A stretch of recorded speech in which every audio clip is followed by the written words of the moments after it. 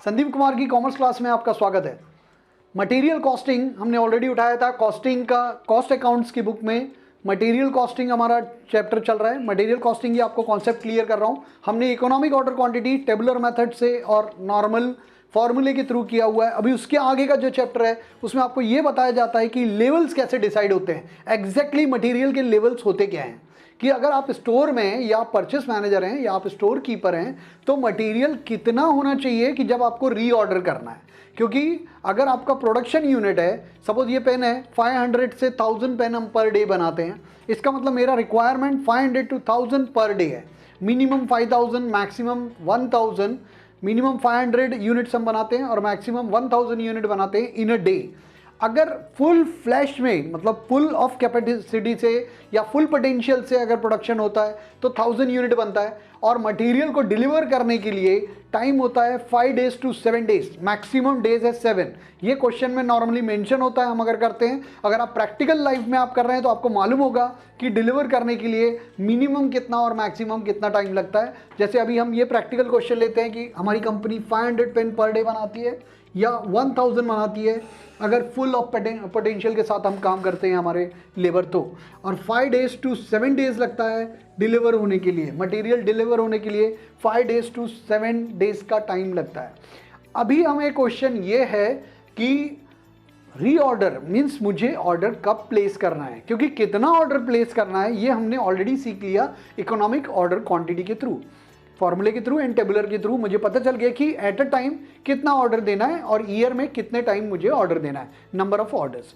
अभी प्रॉब्लम इस क्वेश्चन का थोड़ा डिफरेंट है। हमको ये बताना है कि भैया अब आपको ऑर्डर प्लेस कब करना है, एग्जैक्टली कितना यूनिट आपके पास मटेरियल हो जाएगा तब आपको ऑर्डर प्लेस करना है। उसको बोलते हैं रीऑर्डर लेवल।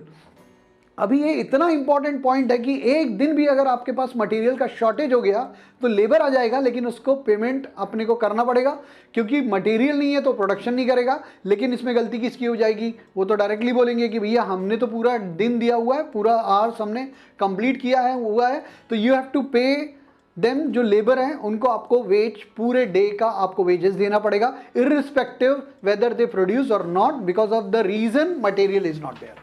मटेरियल क्यों नहीं है, टाइम पे आपने ऑर्डर प्लेस नहीं किया था। तो आपको कब ऑर्डर एग्जैक्टली प्लेस करना है ये इस चैप्टर के थ्रू हमको समझ में आता है। सबसे इंपॉर्टेंट चीज है उस चैप्टर का एप्लीकेशन, उस एक्सरसाइज का हम क्यों सीख रहे हैं रीऑर्डर लेवल। तो रीऑर्डर लेवल से हमको ये पता चलता है कि ऑर्डर भैया कितना मटेरियल हमारे पास होगा तब आपको ऑर्डर प्लेस करना है। तो रीऑर्डर लेवल का फॉर्मूला होता है reorder level equals to maximum consumption और maximum requirement into maximum lead time। maximum lead time means the period, delivery period को हम लीड टाइम भी बोलते हैं कभी कभी, तो उसी को डिलीवरी पीरियड बोलते हैं। 7 days देखिए यहाँ पर 7 days है मैक्सिमम और मैक्सिमम हमारा प्रोडक्शन है 1000, तो 1000 into 7 मीन्स 7000।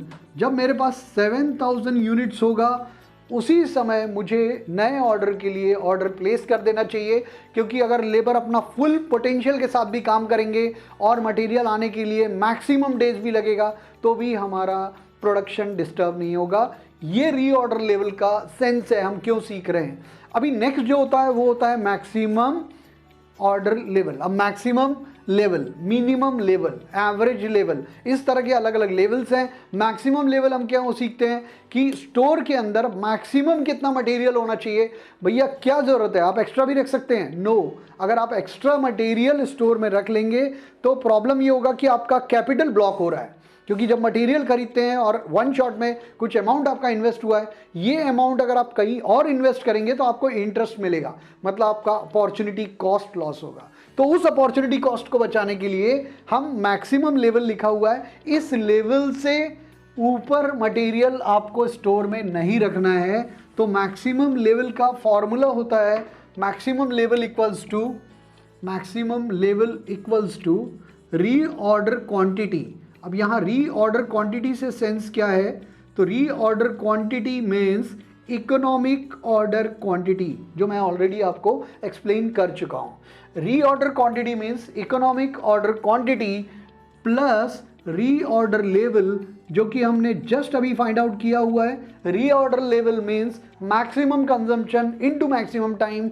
रीऑर्डर लेवल आएगा माइनस करना होगा आपको, मल्टीप्लाई करना होगा minimum consumption into minimum lead time. Minimum lead time is minimum delivery period.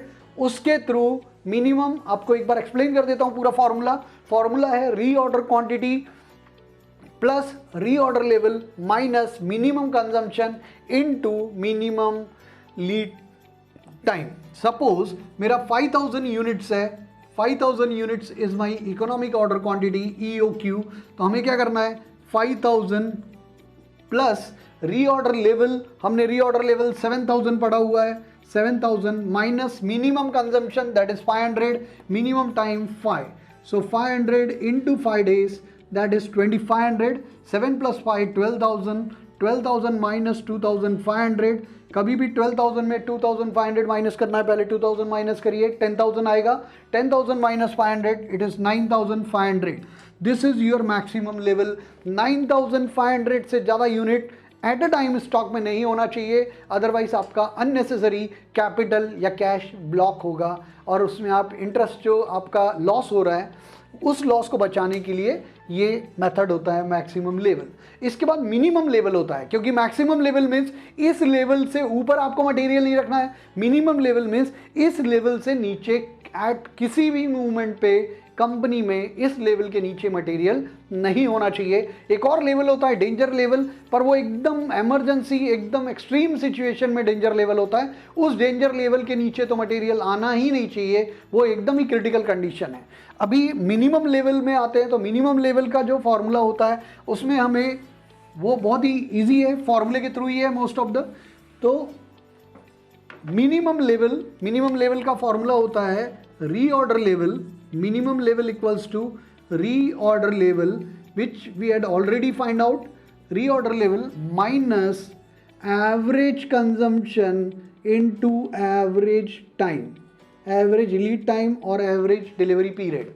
So average consumption means the minimum consumption is 500 unit, maximum consumption is 1000 unit. You just have to add these two units, 500 plus 1000, it is 1500.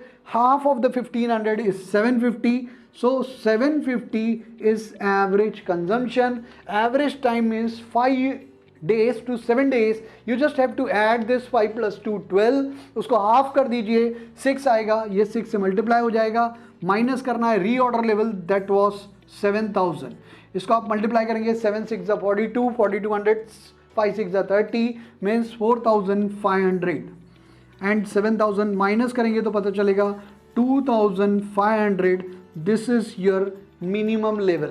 इसके बाद एक danger level भी होता है। Danger level is a very extreme situation. कभी ऐसा हो जाए कि कभी सपोज आपका ऑक्सीजन आप रखते हैं हॉस्पिटल में, ऑक्सीजन सडनली एकदम बहुत ज़्यादा रिक्वायरमेंट है, एक डेंजर लेवल है कि मैं अभी ऑर्डर प्लेस करूं तो कम से कम कितने दिन में मिलेगा। ये 5 डेज नॉर्मल डेज के लिए है, पर अगर इमरजेंसी में मैं मंगाता हूं तो ये 2 डेज भी हो सकता है, लेकिन उसमें उनका प्राइसिंग बढ़ जाएगा, हमको कॉस्टली मिलेगा। तो डेंजर लेवल में हमें minimum consumption into danger period जो होता है, जो इमरजेंसी पीरियड होता है डिलीवरी का, उससे मल्टीप्लाई करते हैं, तब हमको पता चलता है डेंजर लेवल। एक और लेवल होता है average level. Minimum level plus maximum level दोनों को प्लस करके डिवाइड बाई 2 कर देंगे तो एवरेज लेवल आएगा। ये लेवल्स कॉस्ट अकाउंट की बुक में मटेरियल हेड में आपको ऑलवेज पूछे जाते हैं, यूजीसी के सिलेबस में सेकेंड ईयर और कहीं कहीं फाइनल ईयर में, चाहे आपने बैफ लिया है, बीकॉम लिया है या किसी भी स्ट्रीम में कॉमर्स में कर रहे हैं, तो ये लेवल बहुत इंपॉर्टेंट है। Even though CMM college of material management या मटेरियल मैनेजमेंट आप डिप्लोमा कर रहे हैं तो या डिग्री कर रहे हैं आप मटेरियल मैनेजमेंट में, MBA कर रहे हैं तो भी आपको इस तरह के क्वेश्चंस पूछे जाते हैं। ICW कर रहे हैं वहां पर भी आपका ये लेवल होता है, क्योंकि लेवल के थ्रू हमें पता चलता है कि एग्जैक्टली कितना मटेरियल मिनिमम आपके पास स्टॉक होना चाहिए, मैक्सिमम कितना स्टॉक होना चाहिए। मेरे साथ आप चैनल में बने रहिए, क्योंकि मैं कॉस्ट अकाउंट के एक एक चैप्टर के आपको कॉन्सेप्ट क्लियर करूंगा, जो कि आपको हेल्प मिलेगा एग्जाम को क्लियर करने के लिए और परसेंटेज अपना डेवलप करने के लिए। Thanks a lot Sandeep Kumar को सुनने के लिए।